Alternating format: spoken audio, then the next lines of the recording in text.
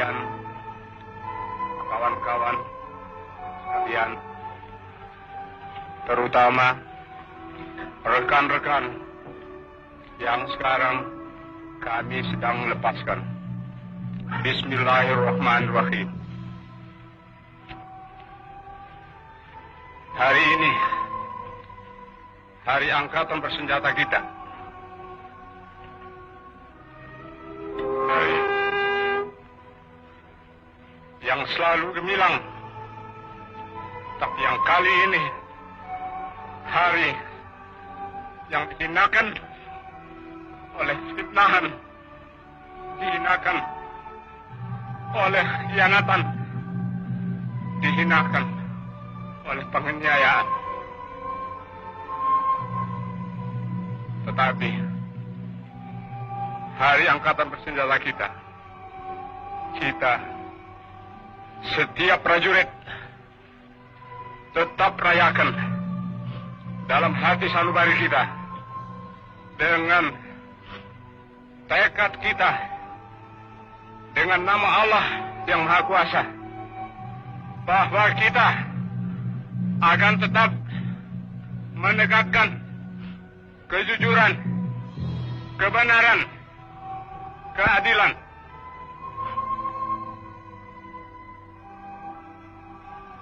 Jenderal Suprapto, Jenderal Hartono, Haryono, Jenderal Parman, Jenderal Panjaitan, Jenderal Sutoyo, Letnan Tendean, kamu semua mendahului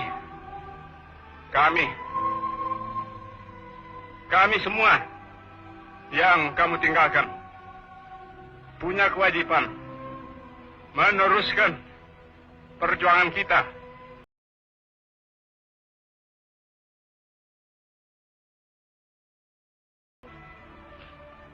Perjuangan TNI kita meneruskan tugas yang suci.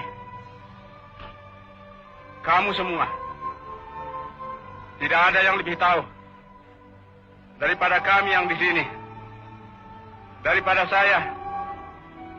Sejak 20 tahun kita selalu bersama-sama membela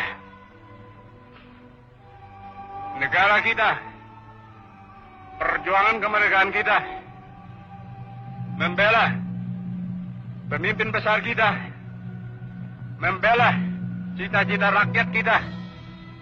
Saya tahu kamu manusia tentu ada kekurangan, ada kesalahan. Kita semua demikian. Tapi saya tahu kamu semua telah 20 tahun penuh memberikan semua dharma baktimu, semua yang ada padamu untuk cita-cita yang tinggi itu. Dan karena itu, kamu biarpun hendak dicemarkan, hendak difitnah bahwa kamu pengkhianat, justru di sini kami semua saksi yang hidup.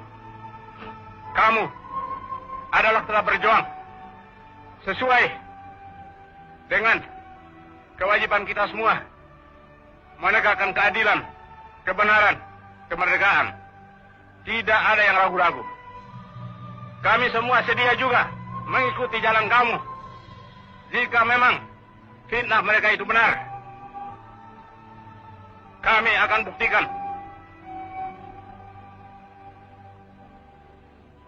Rekan-rekan, adik-adik saya sekalian, saya sekarang sebagai yang tertua dalam TNI yang tinggal bersama lainnya akan meneruskan perjuangan kamu, membela kehormatan kamu. Menghadaplah sebagai pahlawan, pahlawan dalam hati kami seluruh TNI. Sebagai pahlawan menghadaplah kepada asal mula kita, yang menciptakan kita, Allah Subhanahu wa Ta'ala. Karena akhirnya dialah panglima kita yang paling tertinggi. Dialah yang menentukan segala sesuatu, juga atas diri kita semua. Tetapi dengan keimanan ini juga, kami semua yakin bahwa yang benar akan tetap menang, dan yang tidak benar akan tetap hancur. Fitnah berkali-kali. Fitnah lebih jahat dari pembunuhan. Fitnah lebih jahat dari pembunuhan. Kita semua difitnah. Dan saudara-saudara telah dibunuh. Kita diperlakukan demikian. Tapi jangan kita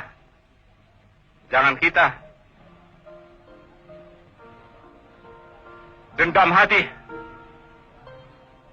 Iman kepada Allah Subhanahu wa Ta'ala. Iman kepadanya meneguhkan kita, karena Dia perintahkan kita semua berkewajiban untuk menegakkan keadilan dan kebenaran.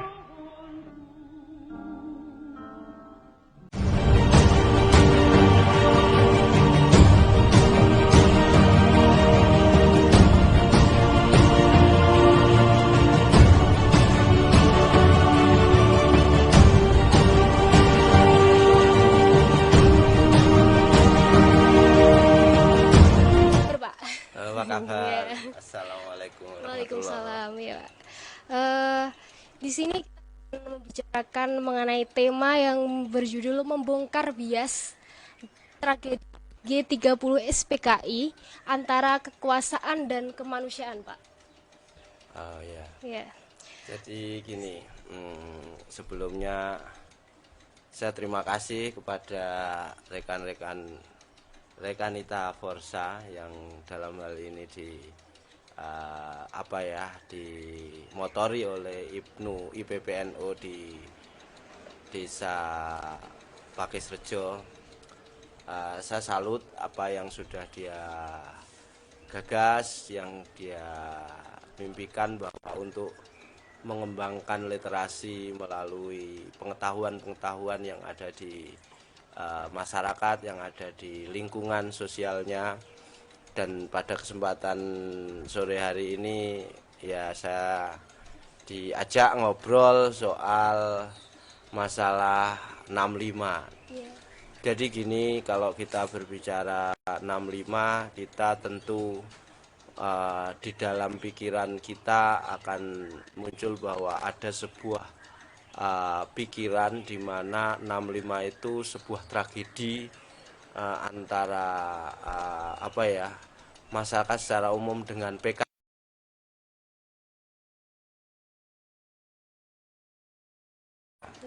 Tapi apakah itu PKI itu sesuatu yang menakutkan, atau PKI itu sebuah organisasi partai politik atau organisasi massa rakyat? Kita harus mempelajari bagaimana atau platform PKI itu sendiri. Tapi di sini saya tidak akan lebih dalam soal organisasinya, tapi saya lebih melihat bagaimana tragedi 65 ini menjadi tragedi yang di dalam perjalanan sejarah harus kita menjadikan pelajaran untuk tidak berulang kembali.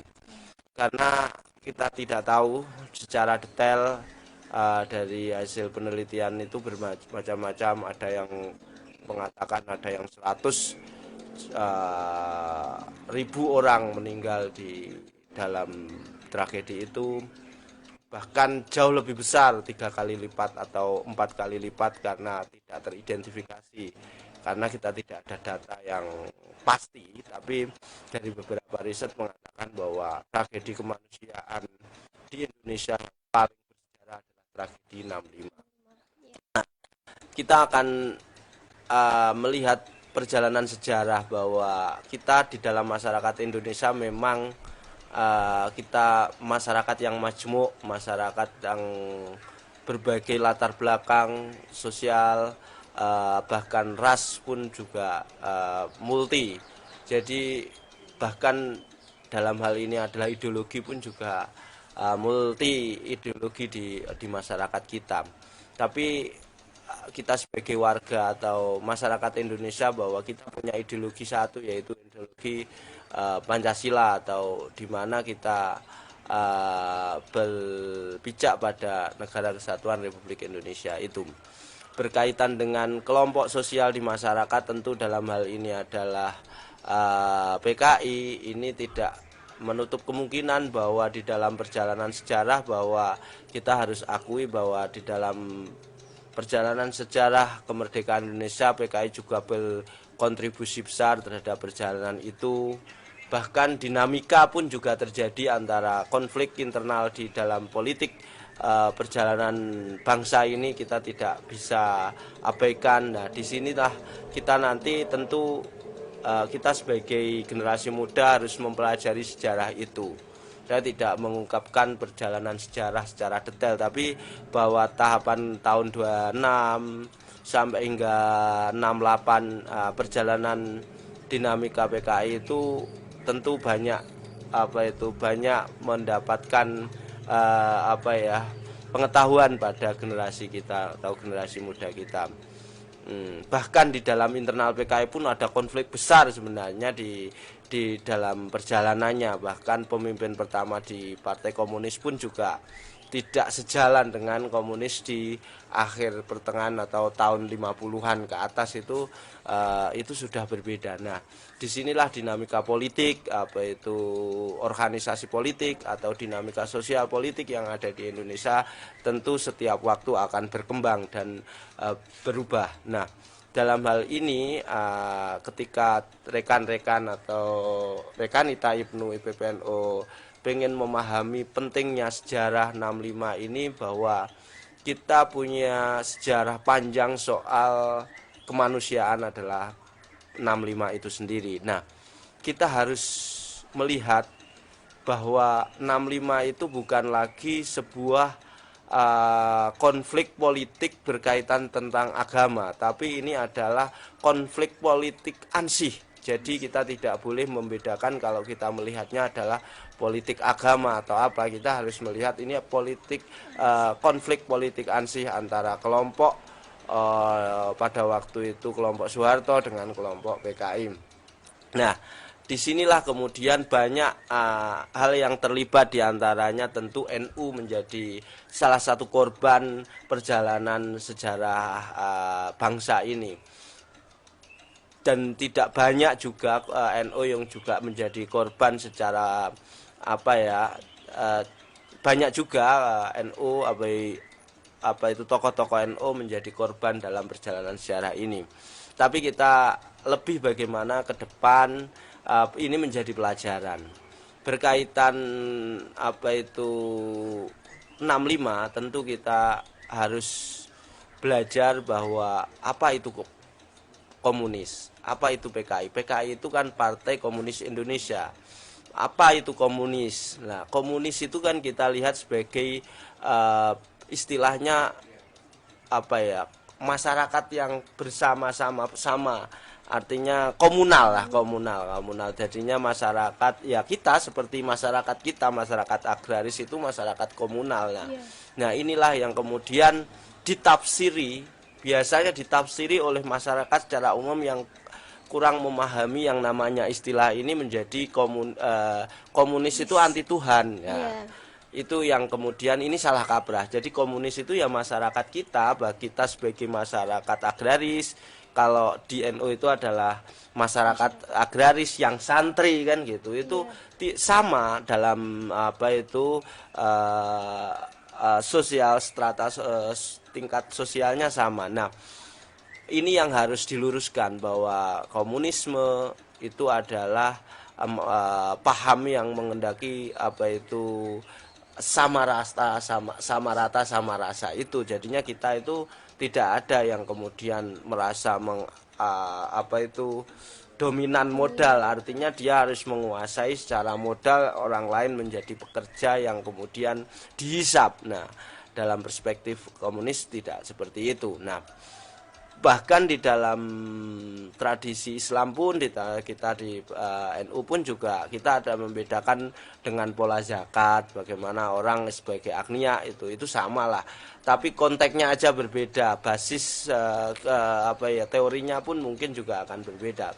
Kita kembali kepada yang namanya perjalanan 65 atau istilahnya G30 SPKI, gerakan 30 SPKI. Nah, saya tidak serta-merta bahwa apakah G30 SPKI itu benar adanya. Artinya bahwa mereka seolah-olah saya di sini tidak akan menyatakan itu. Tapi perjalanan pada waktu peristiwa 30 September itu memang terjadi konflik bersejarah di negara kita, di mana banyak orang ketika mengatakan ada 7 atau 6 ya, jenderal yang meninggal dunia karena PKI, waktu itu adalah kelompok PKI. Nah, ini banyak versi. Saya tidak kemudian ini nanti menjadi PR kita, PR generasi muda untuk mempelajari sejarah yang sebenarnya seperti apa.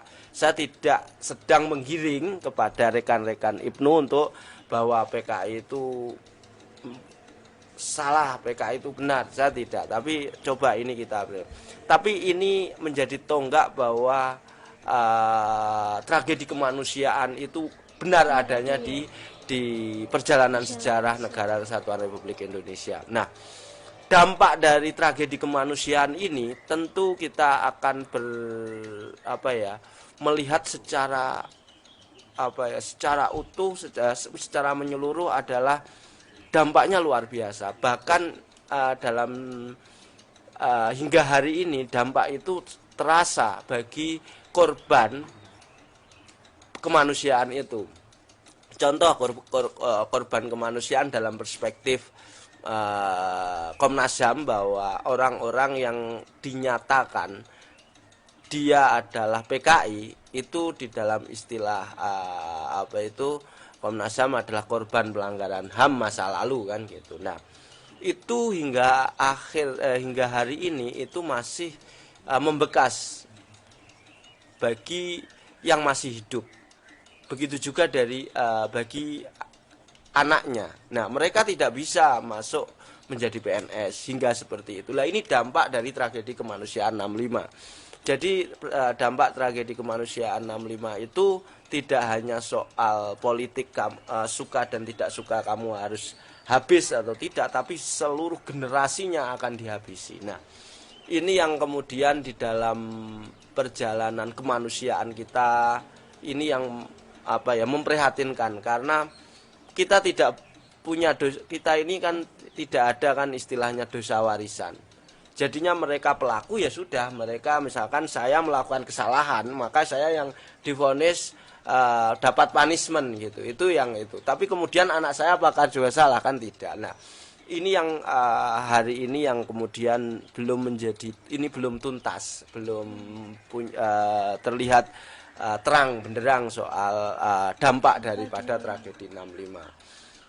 Saya berharap kepada generasi ketiga nanti, bahwa generasi muda ini nanti kita harus belajar melajari sejarah, dan kita bersama-sama menjadi masyarakat atau warga bangsa ini untuk bersatu, memimpikan, mengimajinasikan arah bangsa ke depan itu seperti apa. Kita harus menghindari sentimen politik, sentimen kelompok, karena tanpa ada kebersamaan mimpi besar terhadap bangsa yang diciptakan atau bangsa yang dikatakan baldatun thayyibatun ghafur itu tidak akan pernah terjadi. Lah, tragedi 65 adalah salah satu kunci utama yang harus kita lihat, untuk kita dudukkan menjadi pijakan untuk membangun kebersamaan ke depan, itu gambarannya. Terima kasih. Ya, terima kasih atas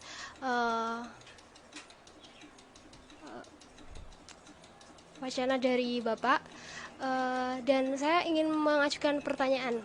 Iya. Ya, pertanyaannya seperti kan tadi sudah dijelaskan mengenai latar belakang G30 September ya Pak ya, dan tentang kemanusiaan dan kekuasaan yang ada pada tragedi tersebut.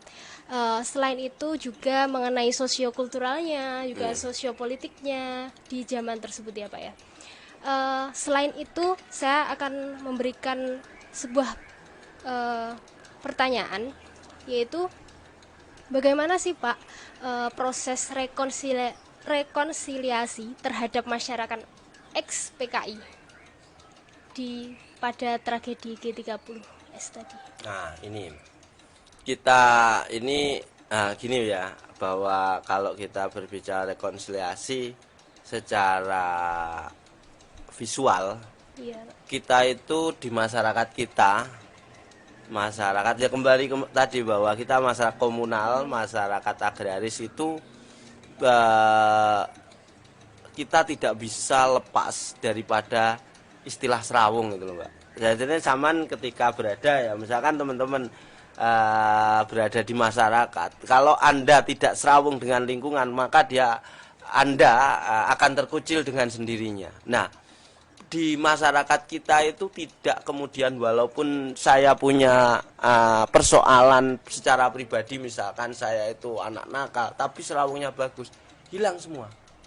Jadinya lebih pada bagaimana membangun kerukunan, kebersamaan, kesatuan. Itu saya pikir itu karakteristik masyarakat kita secara alamiah terjadi. Nah, bahasa saya secara visual, rekonsiliasi itu sudah clear secara visual, kita melihatnya secara di permukaan sudah clear. Bahkan negara tidak berkontribusi karena kita punya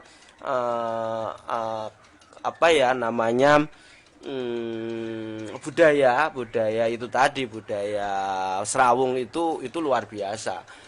Nah, ini tapi yang kemudian kita sebagai warga bangsa ini yang masih menjadi pertanyaan. Apakah rekonsiliasi itu sudah berjalan atau belum? Ini yang menjadi pertanyaan. Karena di sana ada hak dan kewajiban sebagai warga. Kewajiban warga itu apa dan hak warga bangsa itu apa? Begitu juga negara punya kewajiban dan punya hak untuk melayani masyarakatnya, bagaimana mereka dianggap sama. Nah, rekonsiliasi dalam hal ini kalau kita di Blitar secara kultural tentu sudah selesai. Tapi secara struktural ini yang masih menjadi pertanyaan besar, karena pengalaman saya pada waktu pendampingan korban pelanggaran HAM masa lalu itu di sana itu ada banyak orang, misalkan contoh mendapat akses layanan publik dari pemerintah itu tidak semua, dan mereka secara basis ekonomi seharusnya mendapat. Contoh sederhana adalah istilahnya BPJS gitu. Mereka tidak, ada banyak yang tidak mendapat. Apakah ini jangkauan yang tidak terjangkau atau apa? Saya tidak bisa memastikan, tapi nyatanya mereka tidak mendapatkan layanan BPJS. Yang kemudian juga layanan-layanan yang ada di desa di mana korban itu berada. Itu masih menjadi pertanyaan besar. Saya di sini saya tidak memastikan bahwa desa ini negara belum memberikan layanan yang sama terhadap itu, tidak. Tapi karena di beberapa desa ada yang secara itu banyak mendapatkan akses itu korban-korban itu, tapi di beberapa desa ada yang tidak mendapatkan sama sekali. Lah, ini apakah soal interest politik penguasa lokal? Kita tidak bisa jadi kan gitu. Tapi negara secara struktur dari pemerintah pusat saya belum ada bahwa korban pelanggaran HAM masa lalu ini mohon untuk diperhatikan, dilayani karena mereka adalah korban, agak diprioritaskan atau bagaimana, atau karena mereka sudah sepuh-sepuh kan gitulah. Karena sisa hidup mereka juga tidak lama, artinya umurnya sudah, saya tidak mendoakan untuk cepat meninggal, tapi dalam hal ini adalah sudah tua-tua kan gitulah. Ini mohon untuk secepatnya lah. Ini tidak ada aturan hukum, hanya beberapa institusi yang memang ini, misalkan LPSK, Lembaga Saksi dan Korban, itu punya layanan kepada korban pelanggaran HAM masa lalu soal layanan kesehatan. Itu pun prosesnya harus mendapat rekomendasi dari Komnas HAM. Nah, institusi yang dimana dalam hal ini di level Blitar atau di level kabupaten ini masih belum bisa klop, belum bisa sejalan, karena dia dari pusat, pemerintah lokal ini tidak dapat memo misalkan dari pusat, untuk mohon bekerja sama dengan baik, bersinergi dengan ini untuk melayani korban pelanggaran. Ini belum ada. Nah, ini yang kemudian yang menjadi pertanyaan saya, apakah negara sudah memberikan haknya, memberikan haknya kepada warga soal layanan publik itu kepada korban pelanggaran HAM masa lalu. Terus yang kemudian soal rekonsiliasi. Nah, saya secara struktural masih menyaksikan rekonsiliasi itu ketika tadi kenyataannya seperti itu. Memang negara punya layanan masing-masing, bahwa Komnas HAM punya, bahkan punya bahwa korban pelanggaran HAM masa lalu di Blitar itu sudah memberikan istilah ada korban pelanggaran HAM masa lalu kan gitu. Bukan lagi PKI tapi korban, ya, korban pelanggaran. Nah, itu yang kemudian ini sudah luar biasa, tapi di dalam tindak lanjut dari apa yang menjadi mereka, status mereka itu korban, ini belum ada secara signifikan didapat oleh daripada korban itu sendiri. Nah, ini yang kemudian saya mengatakan bahwa secara struktural rekonsiliasi ini sudah berjalan baik atau belum, itu yang menjadi pertanyaan besar. Faktanya seperti itu, mohon semua bisa menilai lah seperti itu. Nah, itu yang berkaitan dengan rekonsiliasi. Tapi secara kultural ini memang sudah terjadi, karena ini kita sebagai warga masyarakat yang punya tradisi, punya budaya, Serawung itu secara alamiah berjalan dengan baik. Nah, di generasi ketiga inilah yang kemudian saya berharap banyak kepada terutama di rekan-rekan IPNU, IPP, untuk bagaimana ke depan bahwa anak cucu yang dulunya dianggap sebagai korban pelanggaran HAM masa lalu ini kita bisa bersama, bahkan bisa jadi menjadi bagian dari aktivis IPNU kan gitu lah. Itulah sudah secara kultural, secara kan terjadi rekonsiliasi yang dulu dihadap-hadapkan antara Banser Ansor dengan PKI ya. Inilah ini yang sebenarnya harapannya, bahwa dulu pas waktu Gus Dur Gus Dur menyatakan permohonan maaf kepada korban pelanggaran HAM masa lalu terutama 65. Ini adalah sebenarnya ansih korban pelanggaran kemanusiaan, maksudnya tragedi kemanusiaan itu untuk tidak terulang kembali. Itu berkaitan dengan rekonsiliasi. Itu, Pak. Yeah. Jadi gambarannya seperti itu. Kalau menurut Panjenengan bagaimana, Pak, mengenai tragedi tersebut dalam pembantaian seperti itu, golongan religius dengan PKI itu? Gini, memang ada, saya misalkan kalau secara tidak langsung bahwa itu kan sentimen-sentimen, misalkan kejadian misalkan pemuda rakyat membantai di Kanigoro, Kediri misalkan, itu memang benar adanya. Begitu juga misalkan kelompok-kelompok Ansor menghabisi 65. Lah ini kan yang kemudian ini sebenarnya apakah itu Ansor secara organisasi? Kita masih belum ada, bahwa PBNU tidak ada instruksi secara tersurat atau resmi bahwa Ansor harus menghabisi ini. Nah, ini kan ini loh, ini yang kemudian generasi apakah ini nanti di dalam perjalanan politik ini bisa jadi ansor ditelikung untuk diadu dombakan kepada kelompok-kelompok merah bahasanya, kelompok hijau, kelompok merah. Ini yang kemudian harus kita waspadai. Kita kan biasanya ketika informasi hasutan itu kan sering terjadi kalau di dalam situasi politik ya, seperti itu, yang apalagi sesuatu politik waktu itu memanas. Iya, memang kelompok hijau dengan kelompok merah waktu itu intrik sama intrik lah. Munculnya intrik merah sama hijau ini atas dasar apa? Yang ini yang menjadi pertanyaan. Kalau kita punya tradisi bahwa kita menghargai yang lian, nah, itu misalkan beda itu sangat menghargai. Tapi kok ini hingga sampai pada bagaimana pengalaman, misalkan orang tua saya itu, saya sebagai dulu terlibat dalam rekonsiliasi 65, tapi orang tua, cerita orang tua saya itu memang ya juga bahasane kalau aku menang kamu tak habisi, kan gitu. Itu kelompok yang merah. Begitu juga kelompok hijau lah, aku menang kamu akan habis, kan gitulah.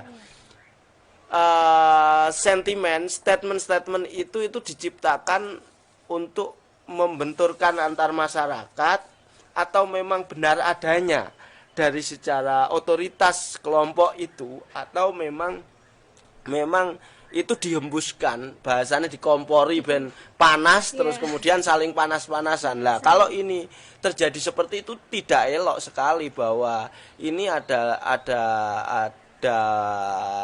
apa ya, bahasanya ya politik adu domba masyarakat untuk mengambil sesuatu. Ketika mereka berkonflik, mereka akan, yang mengonflikkan itu punya kepentingan yang jauh lebih besar daripada itu, kan. Itu yang kasihan di situ lah, berkaitan dengan apa tadi, tragedi kemanusiaan memang benar adanya. Bahkan di Blitar Selatan itu betul-betul luar biasa. Mereka dihabisi, selain ansor juga ini tentara itu ketika dia tidak menunjukkan temannya dia akan dibunuh, kan gitu. Itu memang iya ada, itu memang terjadi adanya. Begitu juga di Masjid Dawan misalkan, itu kejadiannya juga seperti itulah. Apakah lah ini kan kemudian kok sebegitunya konflik politik, misalkan hari ini, misalkan kita di abad 21 ini, kita mungkin rekan dan rekanita itu melihat perjalanan politik Indonesia kan, misalkan hari ini misalkan kelompok agama dengan kelompok nasionalis itu kan sering berbenturan. Kalau misalkan di NU kelompok yang dalam afiliasinya dengan Wahabi dengan kita itu kan, tapi kan tidak sebegitunya, artinya sudah nyawa menjadi habis-habisan, misalkan kita tidak. Itu kan soal pandangan perbedaan yang tidak harus menghabisi lah. Untuk dalam tragedi 65 kan nyawa lah. Ini kan sejarah yang memilukan, artinya lah setelah revolusi industri yang di Eropa itu, kemudian di Indonesia ini kemudian bahasa saya ada revolusi kekuasaan yang kemudian akan menganggap bahwa otoritas kuasa harus dipegang oleh satu orang, yang itu kemudian terjadi hingga seperti itu, penghabisan anak cucu atau ideologi yang kemudian berdampak pada anak cucu. Hingga hari ini memang anak cucu mereka yang kemudian yang jadi korban. Mereka tidak tahu apa-apa, mereka terstigmakan, bahasanya terstigma lah. Di stigma itu saya contohnya zaman ya, misalkan anak PKI ku kan istilah paling welek nang lingkungan adalah ini yang kemudian apakah kita mewarisi kayak gini gitu loh. Kita kan enggak mau lah, kita sebagai generasi muda walaupun dia PKI ya kita hargailah. Kalau kita berbeda ya harus berbeda, tapi soal sentimen itu kan nggak boleh antara, apalagi senten kemanusiaan antara kamu sebagai sama-sama sebagai manusia kan gitu lah. Itu nggak berkaitan. Jadi lebih menekankan bagaimana kita manusianya, bukan soal perbedaan keyakinan. Kita punya negara apa yang diatur oleh negara ketika mereka, dan negara harus hadir di sini. Kalau nggak hadir ya misalkan ini yang ini negaranya ya yang kita pertanyakan, negara kita itu Pak. Ya, terima kasih. Selanjutnya yaitu mengenai saran, Pak. Kan tadi sudah dijelaskan kepada generasi muda ya, Pak ya, bahwa generasi muda harus lebih mengenal dan mengenang sejarah ya, Pak, jas merah ya. Ya, kira-kira selain itu adakah, Pak? Kan di sini juga generasi muda juga banyak yang juga belum tahu atau tragedinya itu seperti apa. Yang ditahu hanya pembantaian, penculikan itu ya, Pak ya. Kira-kira yang perlu ditegaskan kepada generasi muda itu apa, Pak? Berkaitan apa itu tragedi 65 itu memang iya pembantaian. Nah, maksud saya kita itu negara kita itu kan beranjak menuju negara yang maju, artinya lebih beradab lah secara kemanusiaan. Misalkan dulu zaman saya masih SMP, SMA itu orang gelut itu wah brutal kan gitu. Sekarang orang nggak berani ngomong, karena nanti ketika saya mukul saya harus dijenda lah. Ini harus betul-betul ditegakkan, artinya kehadiran negara harus seperti itu ke depan. Nah, berkaitan dengan apa itu apa tadi? Generasi muda yang perlu ditegaskan. Ditegaskan soal itu bahwa sebenarnya tidak hanya 65. Kita itu di dalam kelompok, terutama di IPNU itu kita harus membuka cakrawala. Kita banyak bahasanya, kita concern terhadap literasi itu adalah salah satu cara untuk membuka wawasan kita. Wawasan kita lebih luas. Jadi kita tidak misalkan berbeda itu sebagai hikmah kan gitu lah, bukan berbeda itu sebagai ancaman kan gitu. Lah dalam hal ini saya ingin tegaskan bahwa kita harus memperluas ilmu pengetahuan. Basis kita adalah agama, kita juga punya basis agama yang kuat, ilmu pengetahuan yang luas, kemudian kita punya cakrawala yang akan luas juga, dan kita nanti akan bijaksana menyikapi perbedaan-perbedaan itu. Sebenarnya tidak hanya 65, kita perjalanan sejarah kita itu ya kita mau tidak mau harus kita akui. Kita berbeda, misalkan kelompok Ahmadiyah, kelompok Syiah, itu kan kemudian dalam perspektif di kita itu sesat. Oke lah, dalam perspektif keyakinan kita sebagai Ahlus Sunnah itu seperti itu di dalam batin kita. Tapi kalau ini menjadi ruang publik, kita itu kan di masyarakat ini bukan ruang agama, ini ruang bernegara. Jadi kita enggak, ini fatal. Jadi ya ketika kita memang dia misalkan di luar paham kita harus menghargai, bahkan kita perlu dialog. Sebenarnya apa? Dan ini ruang-ruang dialog itu terus dibangun. Perbedaan itu tidak meruncingkan persoalan antara persepsi saya dengan persepsi Lian yang lain, itu menjadi runcing dan terjadi konflik. Nah, ini yang perlu ditekankan ke depan untuk bagaimana kita selalu belajar berjuang dan bertakwa gitu. Ya. Itulah. Terima kasih Pak atas sarannya dan wacananya hari ini. Selain itu ada pertanyaan lagi dari salah satu anggota mengenai bagaimana sih pendapat Bapak mengenai pembatasan diskusi yang membahas komunis dan rezim buku kiri yang terjadi di Kabupaten Blitar. Nah, saya selama ini memang karena di Blitar itu tidak seperti di Jogja, di Malang, di Surabaya. Bahkan orang misalkan bahasanya kalau dulu itu, kalau teman-teman ini, kalau mbaknya ini mahasiswa jurusannya sosial itu harus tahu yang namanya das kapital. Ini pengetahuan. Iya. Itu pengetahuan, itu nggak bisa itu dibatasi bahwa itu meracuni atau apa. Itu kan ketika kita punya basis pemikiran, kenapa kita harus takut terhadap buku, dan kita harus pelajari, memang harus pelajari. Bahkan memang di Blitar nggak ada orang yang jual di toko punya das kapital. Saya dapat aja nggak di Blitar. Saya punya banyak buku soal-soal bahasanya kiri. Kalau di Blitar saya kira nggak ada, karena nggak ada yang jual gitu loh. Soal diskusi kiri selama ini pengalaman sih saya sempat, tapi saya tidak melihat bahwa itu di sweeping, tidak. Tapi ini yang menjadi pertanyaan besar pihak keamanan. Keamanan itu tidak berani mengiyakan, mengizinkan atau menolak, itu tidak. Dalam posisi tengah.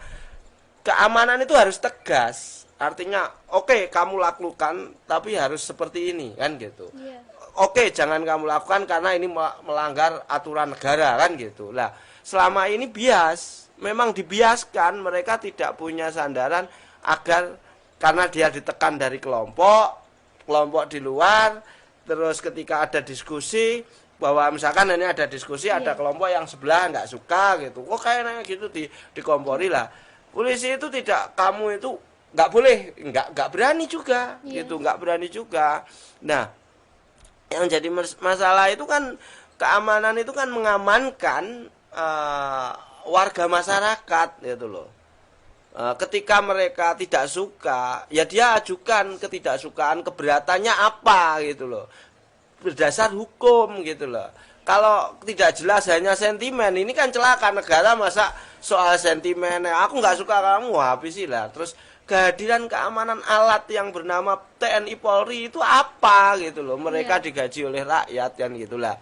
Kehadiran alat negara, atau bahasa saya adalah alat, polisi itu alatnya masyarakat sipil untuk mengelola agar tata keamanan kita itu berjalan dengan baik kan gitu.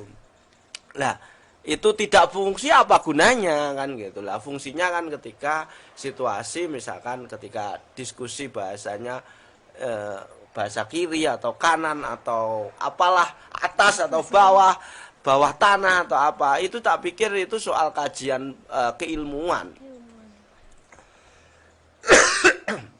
Kajian keilmuan itu bebas, independen, tidak bisa dibatasi. Itu nggak bisa. Negara kita demokrasi kok kita batasi. Kalau negara kita kerajaan, misalkan sama raja yang nggak suka, itu iya.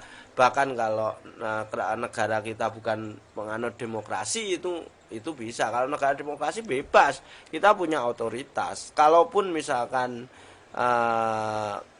kebebasan itu yang harus kita turunkan, apakah ketika kebebasan itu untuk tidak bagaimana menyinggung yang lain kan gitu. Misalkan bebas tapi kan menyinggungi karepe dhewe, itu kan juga dia kebebasan, dia itu ya kebebasan yang tidak teratur dalam sistem negara. Di dalam hal ini adalah misalkan konteks sweeping tadi ya, misalkan pelarangan atau apa, itu ya alatnya nggak fungsi, misalkan sampai itu kita digagalkan. Saya pernah itu tetap nggak ada saya tidak melanggar aturan negara, saya tidak melanggar perdata pidana, saya lakukan. Nah, kalau itu nanti saya mendapat ancaman masalah, ya tugasnya, saya punya alat yang namanya polisi harus menjaga saya kan gitu. Kalau mereka nggak menjaga saya, dia abai terhadap haknya sebagai keamanan kan gitu. Nah, itulah yang sebenarnya harus kita tegaskan, bahwa bahwa kajian-kajian keilmuan, apapun bentuknya keilmuan, kita harus bebas nilai. Artinya kita terbuka secara luas, karena ketika kita banyak pikiran, banyak ilmu yang muncul dalam kita, ini akan muncul kebijaksanaan. Tidak bahasanya berbeda itu langsung menciptakan emosi kelompok sentimen itulah yang kemudian harapannya generasi muda tidak terjadi lagi situasi yang dilakukan generasi tua lah seperti itu. Iya.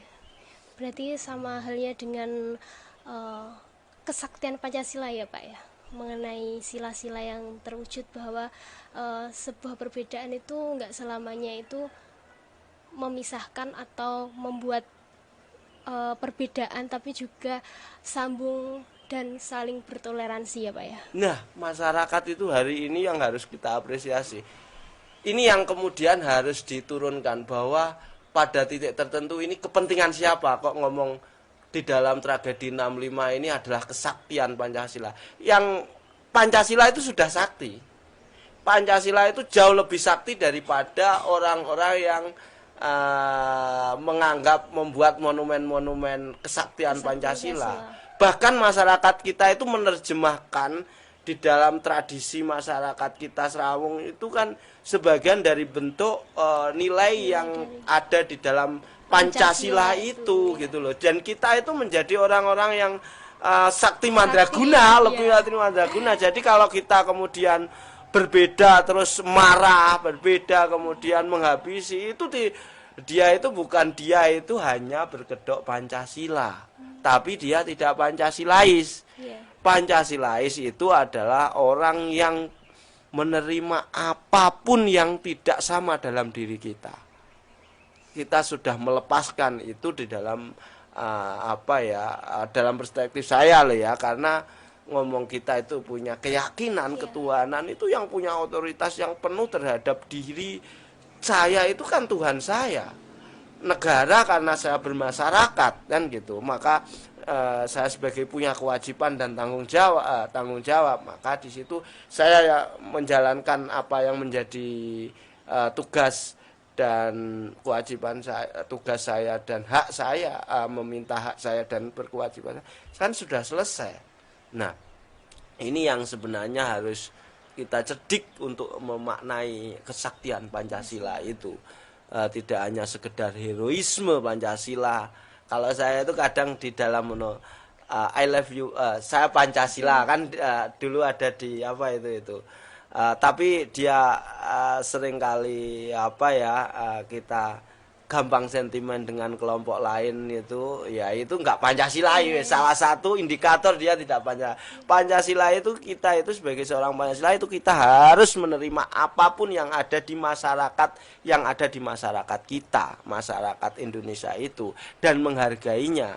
Menghargai bukan berarti kita mengikuti mereka, tapi ini adalah tugas kita sebagai manusia, karena kita pasti berbeda. Saya dengan mbaknya berbeda, secara jenis kelamin berbeda. Wah panjang lah. Kita kan tidak kemudian mempertentangkan itu. Nah, kita kan dari perbedaan itulah kita ambil hikmahnya, karena di dalam perbedaan itu saya yakin akan melengkapi daripada kehidupan ini. Gitu. Itu. Terima kasih kepada Bapak Mawan. Saya sampaikan dari wacana atau pembelajaran yang bisa diambil dari Bapak Mawan tadi, untuk generasi muda, bahwa generasi muda itu juga ditegaskan untuk selalu mengenang, selalu mempelajari, selalu mengetahui sejarah dan tidak lupa akan literasi atau pengetahuan-pengetahuan yang ada, dan keilmuan apapun itu dari kiri barat, dari apapun itu juga perlu dipelajari. Kita itu juga perlu untuk menghargai satu sama lain, dan sebuah perbedaan itu tidak semua itu juga perbedaan yang fatal, tapi juga kita harus memandang dari sudutnya masing-masing. Itu ya Pak ya. Iya. Dan jangan lupa kesaktian Pancasila itu juga perlu ditegaskan bahwa Pancasila itu juga paling utama dan sudah kuat ya Pak ya. Sudah sakti ibaratnya gitu. Gak perlu disakti-saktikan, tapi sudah sakti gitu ya. Sudah sakti kalau kita menerapkan apa itu Pancasila di kehidupan sehari-hari kita gitu. Terima kasih atas. Ya, terima kasih. Iya, sama-sama Pak. Sekian dari saya selaku host Sebelumnya mohon maaf apabila ada kata atau ucapan saya yang kurang enak untuk Bapak ataupun dari pemirsa. Saya mohon maaf.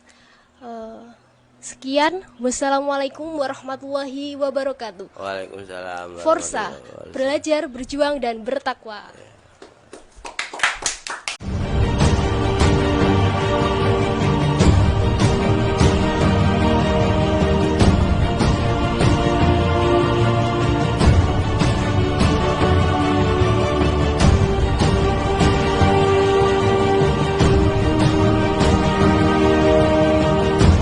Assalamualaikum warahmatullahi wabarakatuh. Selanjutnya, kami kembali lagi di podcast kami, podcast Forza. Di sini saya tidak sendiri, tapi saya juga ditemani oleh pemateri yang handal luar biasa. Beliau merupakan Ketua Komisionaris KPU di Kabupaten Blitar dan juga beliau pegiat demokrasi. Atas nama Bapak Hadi ya. Ya, Terima kasih. Di sini saya akan melakukan 3 sesi pertanyaan ya Pak ya. ya, monggo. Yang pertama yaitu mengenai latar belakang G30 SPKI Pak. Bagaimana pendapat Bapak atau pendapat atau apa ya, gambaran Bapak mengenai sosio politiknya Pak? Ya, langsung dijawab ini, Langsung Pak. aja, Pak, ya. Sebelumnya mohon maaf ini, Ya, belum perkenalan Mbaknya. iya. Nama Nama saya Aninaya. Ani, Mbak Ani. Ani, Ya, terima kasih Mbak Ani. Iya. Oke, tentang G30 SPKI ya. Sebelumnya saya ingin mencoba untuk menyampaikan beberapa hal kaitannya dengan istilah ya. Iya. Istilah G30 SPKI. Nah, kalau mungkin kita baca-baca di banyak referensi ya, kita juga bisa tahu juga. Iya. Ada beberapa istilah sebetulnya kaitannya dengan G30 SPKI, diantaranya adalah Gestapo, gerakan 30 September. Iya, Gestapo. Terus kemudian ada istilah Gestop, Stop. gerakan 1 Oktober. Nah, dan juga satu lagi ada istilah G30S. Ya, ada 4 istilah. Nah, ya, ini berbeda-beda. Iya. Ya, ini berbeda-beda. Kenapa ada Gestok, Gestapo, terus kemudian G30S dan kemudian ada istilah G30 SPKI. Nah, ini agar saya perlu menjelaskan ini agar kita tahu nanti ya peta politik ketika itu. Jadi sebetulnya di awal peristiwa 30 September 65 itu sebetulnya yang lebih populer pada waktu itu adalah istilah Gestapo. Istilah Gestapo. Nah, istilah ini sebetulnya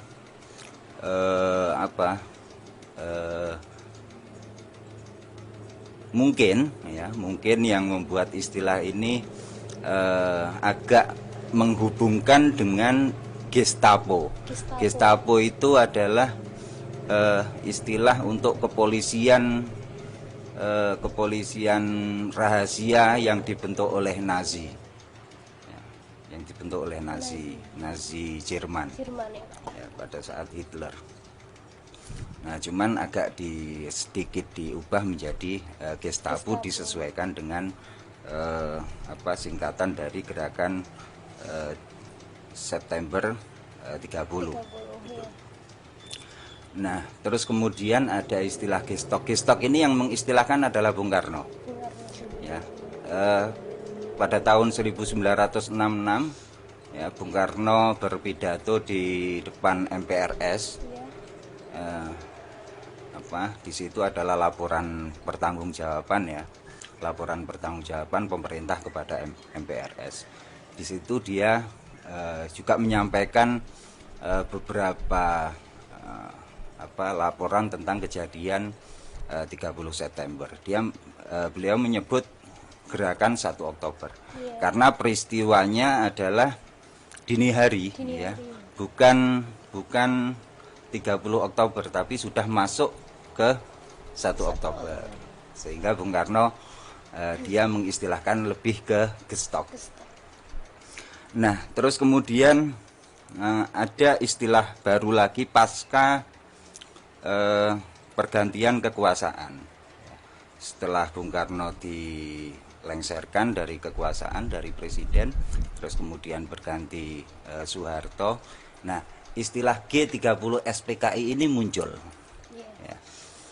Pemerintahan Orde Baru mengklaim bahwa peristiwa 65 itu yang bertanggung jawab adalah PKI. Nah, sehingga dia mengistilahkan G30S PKI. Nah, orang-orang yang di luar Orde Baru, ya, terus kemudian sampai ke muncul di kurikulum 2004, ya, kurikulum pendidikan yang mengistilahkan G30S PKI ini kan berjalan terus sampai Orde Baru. Ya, kemudian di 2004 ada revisi yang kemudian istilah G30S, ya, tanpa PKI. Ini kemudian yang beredar. Nah, terkait dengan, nah ini kita agar juga istilah ini penting, bahwa istilah G30S PKI itu adalah istilah yang dipakai oleh Orde Baru untuk karena menurut dia variabel ada satu variabel penyebab peristiwa 65 itu adalah PKI, satu-satunya PKI. Nah, kalau merujuk kepada laporan pidato Nawaksara yang disampaikan oleh Bung Karno pada tahun 65, itu dia mengatakan bahwa peristiwa 30 September itu ada 3 hal. Nah, kebetulan ini saya latar belakang aktivis saya GMNI, ya, jadi agak sedikit tahu apa yang disampaikan oleh Soekarno. Dia mengatakan bahwa penyebab peristiwa 65 itu adalah ada 3. Ya, ada 3 variabel di situ. Yang pertama adalah memang ada tokoh-tokoh PKI yang keblinger. Ya, tokoh-tokoh PKI yang keblinger. Terus kemudian yang kedua ada keterlibatan pihak asing. Ada keterlibatan pihak asing. Terus kemudian yang ketiga ada oknum-oknum yang tidak bertanggung jawab. Nah, oknum-oknum tidak bertanggung jawab ini tidak dijelaskan oleh Soekarno. Nah, tapi dia mengatakan 3 hal itu. Jadi ada orang-orang, beberapa gelintir orang PKI, pimpinan PKI yang memang keblinger pengen punya visi, ya, punya visi tertentu. Terus kemudian ada campur tangan asing, ya, Bung Karno ada campur tangan asing. Nah, sehingga pemaknaan atas peristiwa 65 ini ada perbedaan antara rezim Orde Lama dengan Orde Baru. Kalau Orde Lama itu ada 3 hal itu, kalau Orde Baru dia berpendapat atau peristiwa 65 itu faktornya adalah yang salah adalah PKI. Yang salah adalah PKI. Itu yang kedua, ya. Yang pertama soal istilah, yang kedua soal pandangan rezim yang berkuasa. Nah, kalau saya melihat yang jelas peristiwa 65 itu adalah tragedi kemanusiaan yang luar biasa. Ya, di dunia di abad 20. Karena di situ ada pembantaian. Sebetulnya tidak hanya 7 jenderal. Kalau kita membaca di buku-buku pelajaran ada pembantaian 7 jenderal oleh PKI kan seperti itu. Tapi di luar itu yang tidak tertulis oleh sejarah, bahkan kita dapat bertanya kepada orang-orang tua kita yang pada saat itu mungkin juga mengalami bahwa ada pembantaian massal di penjuru Nusantara ini kan, di Blitar ya di mana-mana lah. Bahkan Pulau Buru yang di situ dipakai untuk apa? Untuk memenjarakan tahanan politik yang berkapasitas 10.000 itu waktu itu juga penuh. Yang mati pun juga banyak sekali. Ya. Sehingga peristiwa 65 itu adalah peristiwa kemanusiaan yang luar biasa besar dan tidak boleh terulang lagi lah di negeri ini. Tidak boleh terulang lagi. Nah, terkait dengan latar belakang mungkin ya banyak perbedaan. Tapi kalau saya sih menggarisbawahi apa yang disampaikan oleh Bung Karno itu, saya lebih sependapat. Tidak, dari sisi tidak hanya satu penyebab, ya, tidak hanya PKI saja, tapi ada hal-hal lain. Ada hal-hal lain. Bukan berarti saya membela PKI, enggak. Ya, membela PKI enggak.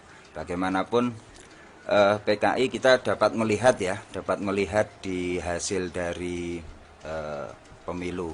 Ya kebetulan saya ketua KPU. Saya sedikit mencermati juga pada saat pemilu di 55. Pemilu di 55 itu orang mengatakan bahwa pemilu 55 adalah pemilu paling demokratis karena memang partisipasi masyarakat pada saat itu lebih dari 87%. Luar biasa dengan pemilu yang baru pertama dilaksanakan di Indonesia, tapi 87% lebih itu hadir di TPS. Nah, dari hasil pemilu 55, ya, pemilu 55 itu kan ada 2 tahap ya. Ada 3 tahap. Yang pertama adalah memilih DPR, ya. Kemudian yang kedua memilih Badan Konstituante. Ya, itu dalam 1 tahun, di tahun 55, di bulan Agustus dan bulan November kalau nggak salah. Terus kemudian di tahun 56 itu ada pemilihan DPRD untuk daerah kabupaten kota. Itu di bulan Juni-Juli. Nah, di pemilu 55 itu untuk pemilihan DPR ini PKI menjadi partai nomor 4. Nomor 4. Ya, nomor 4 dari 29 partai. Ya, jadi pertama adalah PNI, kedua Masumi, yang ketiga NU, dan keempat PKI. Untuk pemilihan Badan Konstituante, ya, itu ada 3 besar. PNI, terus kemudian NU, PKI. Ya. Justru malah Masumi suaranya melorot untuk pilihan. Nah, dari situ kita dapat menyimpulkan bahwa kekuatan PKI secara nasional itu memang sangat besar. Ya kita dapat membandingkan aja sekarang 5 besar partai politik di Indonesia ini hari ini siapa sih? Ya ada PDI, ada Golkar, ada PKB, ada Gerindra, PKB, ya, itu partai-partai besar yang ikut menguasai. Nah, PKI pada saat itu ketika dia nomor 4 luar biasa, dia dapat 15% dari jumlah pemilih. Nah, sehingga ya memang kalau ada pihak-pihak yang menghendaki PKI diberangus, ya memang butuh satu perencanaan yang masif. Yang masif. Ya. Itu untuk mukadimah. Latar belakangnya ya Pak ya. Ya. Selanjutnya yaitu tragedi Pak, tragedi pasca 65 tadi kan ada PMA ya Pak ya? Ya. Kira-kira itu bagaimana Pak? Nah, iya, ada penanaman modal asing. Ya itu tadi. Jadi kita dapat melihat ya beberapa kejadian pasca pemilu 55. Ya, di tahun 57 itu Bung Karno membuat kebijakan untuk melakukan nasionalisasi aset. Jadi aset-aset asing itu bagaimana dinasionalisasi. Terus kemudian tahun 59 karena menganggap Badan Konstituante yang tugasnya untuk membentuk Undang-Undang Dasar ini gagal, kemudian dibubarkan dan kita kembali kepada UUD 45. Terus kemudian tahun 60 muncul UUPA, Undang-Undang Pokok Agraria. Terus kemudian Bung Karno tanggal 30 September juga pidato di depan PBB tentang membangun dunia baru. Nah, itu tanggal 30 September tahun 60. Terus kemudian ada kebijakan-kebijakan Orde Lama waktu itu yang memang kalau kita ngomong tadi Bung Karno bilang bahwa asing juga ikut terlibat, memang banyak kebijakan-kebijakan Bung Karno yang memang berseberangan dengan kepentingan-kepentingan asing. Terus kemudian itu dari sisi kebijakan pemerintah. Kalau dari sisi PKI-nya memang ya tidak sejarah mengatakan di tahun 62, 63, 64, 65 itu memang ada beberapa kejadian di beberapa tempat tentang kekejaman PKI. Jadi memang ada rentetannya. Nah, terus kemudian seperti apa yang Mbak sampaikan tadi, ketika Bung Karno sudah kekuatannya sudah nggak ada, terus dia dilengsarkan, muncul Undang-Undang Penanaman Modal Asing. Nah, ini lebih menguatkan rentetan kejadian ini, lebih menguatkan apa yang disampaikan Bung Karno dalam pidato Nawaksara bahwa kasus 65 itu tidak satu variabel, tapi ada pihak-pihak lain juga di luar PKI yang juga ikut terlibat. Iya Pak. Untuk selanjutnya itu proses rekonsiliasi Pak terhadap masyarakat ex PKI itu kira-kira bagaimana Pak? Nah, karena PKI itu pada saat itu memang jumlahnya besar ya, jumlahnya sangat besar tentu, dan waktu itu ketika ada pembantaian terhadap PKI bahkan simpatisan PKI tentu nggak semuanya hilang. Orang-orang PKI. Saya juga masih sempat ketemu kemarin waktu saya di Labkesdam, itu juga sama Mas Mawan juga yang tadi mungkin jadi narasumber ya. Sempat menginisiasi untuk melakukan pendampingan komunikasi terhadap ex-Tapol yang misinya adalah untuk bisa dilakukan rekonsiliasi, karena peristiwa 65 ini ternyata menyisakan satu peristiwa-peristiwa yang tidak menguntungkan kalau kita ngomong kemanusiaan bagi keluarga orang-orang yang dulu mungkin berhubungan dengan PKI dan keturunannya. Ya tentunya kita menghormati ketika ada seorang anak lahir ya dari seorang rahim ibu yang kemudian ibu itu punya hubungan dengan orang-orang PKI. Anak lahir ini kan bukan kehendak dia, kan kehendak Tuhan. Nah kemudian kalau ini soal rekonsiliasi ini tidak dilakukan, ya khawatirnya karena masyarakat Indonesia trauma terhadap peristiwa 65 yang pada saat Orde Baru ditanamkan bahwa itu adalah kekejaman PKI, terus kemudian itu kan sudah tertanam.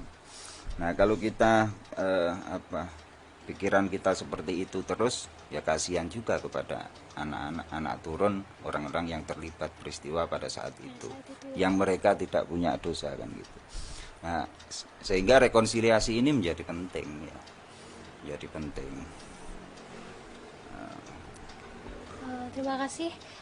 Kira-kira Pak, adakah kan pada saat ini kan juga banyak dari generasi muda ya Pak ya, yang masih belum mengetahui sejarah-sejarah yang lebih detail atau apa itu rekonsiliasinya. Kira-kira adakah saran gitu Pak untuk generasi muda saat ini? Saya ya kebetulan juga masih belajar ya, kayak teman-teman yang di NO masih ngaji lah. Iya. Masih tetap ngaji walaupun agak jarang-jarang tentang pemikiran tasawuf, itu saya suka. Nah, pemikiran tasawuf itu kan lebih universal, lebih menjadikan orang itu lebih toleran, lebih menghargai perbedaan. Nah, saya berharap tradisi warisan dari tradisi-tradisi seperti ini kita angkat kembali. Iya. Nah, dalam rangka untuk ya menormalisasi kembali situasi, bagaimana membentuk masyarakat yang lebih baik, yang saling menghormati antara satu dengan yang lain ya, sehingga peristiwa-peristiwa seperti 65 ini tidak terjadi lagi gitu. Ya, jadi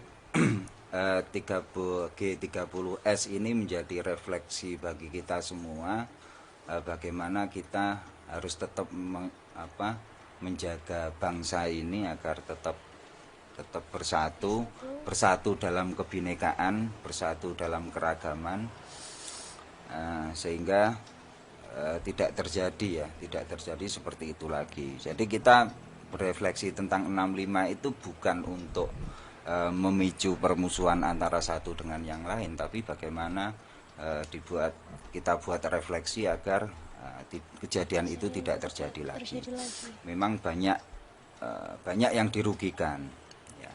NO dirugikan, terus kemudian orang-orang keturunan PKI juga dirugikan, terus kemudian orang TNI yang pada waktu itu direpresentasikan oleh Soekarno. Sebetulnya kalau orang-orang kita itu melihat sebetulnya yang dibidik itu adalah Bung Karno sebetulnya. Yang dibidik Bung Karno. Kalau kita pembacaan kita, yang dibidik Bung Karno, tapi kemudian yang menjadi korban adalah seluruh masyarakat Indonesia. Nah, ini yang mungkin perlu kita perhatikan bersama. Ya, terima kasih. Dan sebelumnya juga ada pertanyaan yang utama Pak, mengenai bagaimana sih menurut Pak Hadi mengenai pendapat pembatasan diskusi mengenai ideologi komunis dan razia buku-buku kiri yang terjadi di Kabupaten Blitar ini. Kira-kira bentuk tersebut itu apakah bentuk penurunan terhadap peradaban, Pak? Iya, ya itu mungkin karena masih ada trauma ya, sebetulnya, tapi sudah lumayan kok Mbak. Jadi pasca reformasi ini sudah lumayan, buku-buku kiri ini sudah beredar sangat luas ya, karya-karya Marx, terus kemudian buku-buku sastra, orang kayak Pramudia itu kan dulu pada saat Orde Baru itu juga dilarang karena dia orang lekra. Nah, sudah mending lah, meskipun memang tadi juga saya sampaikan di tahun 2007 atau 2009 ya, itu kejaksaan juga masih membuat kebijakan untuk menarik buku-buku yang bernuansa seperti itu. Nah, sebetulnya kalau saya melihat ya itu tidak perlu. Keilmuan itu kan keilmuan itu kan bagian dari apa?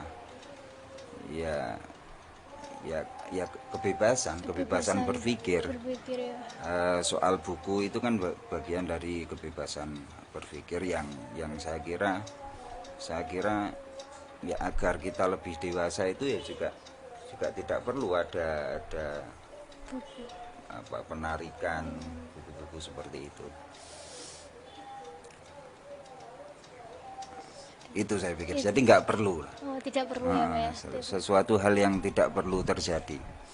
Masyarakat kita hari ini sudah cukup dewasa, bisa menilai mana yang baik dan yang buruk, harus memilih yang bagaimana. Sudah dewasa. Karena gini, untuk apa? Untuk memilih sesuatu yang baik, kita perlu tahu dulu sesuatu yang buruk. Ya. Orang itu memilih A dan menolak B, itu menolak sesuatu dan memilih yang lain, itu mengandaikan dia tahu yang dia tolak. Iya. Ya. Misalkan ada dua, ini roti, ini batu. Ya. Ini saya pilih roti ini karena saya tahu ini adalah batu, kan seperti itu. Saya melakukan sesuatu hal yang baik dan menghindari yang buruk karena tahu apa yang buruk. Ya, ilmu mencuri misalkan, ya, sebagai ilmu baik, kan gitu. Ya, ketika kita tahu bahwa itu jelek, maka kita tinggalkan, kan gitu. Nah, berpikir itu saya kira juga seperti itu ya. Kita buka aja keran yang seluas-luasnya, penerbitan buku apa dan lain sebagainya, nanti biar masyarakat menilai, biar sejarah yang menilai mana yang benar, mana yang salah. Terima kasih atas jawabannya dari semuanya, dari sesi 1 sampai 3 ya Pak ya. Dan kesimpulannya begini. Kesimpulannya yaitu segala sesuatu hal yang buruk itu belum tentu juga menjadikan sebuah keburukan, tapi juga sebagai pembelajaran ya Pak ya, untuk menjadi yang lebih baik lagi. Nah, sekian dari saya. Terima kasih atas Bapak Hadi sudah memberikan semua ilmunya kepada kami. Semoga menjadi ilmu yang bermanfaat. Sekian dari saya, apabila ada kekurangan atau salah ucap yang saya ucapkan. Sekian, wassalamualaikum warahmatullahi wabarakatuh.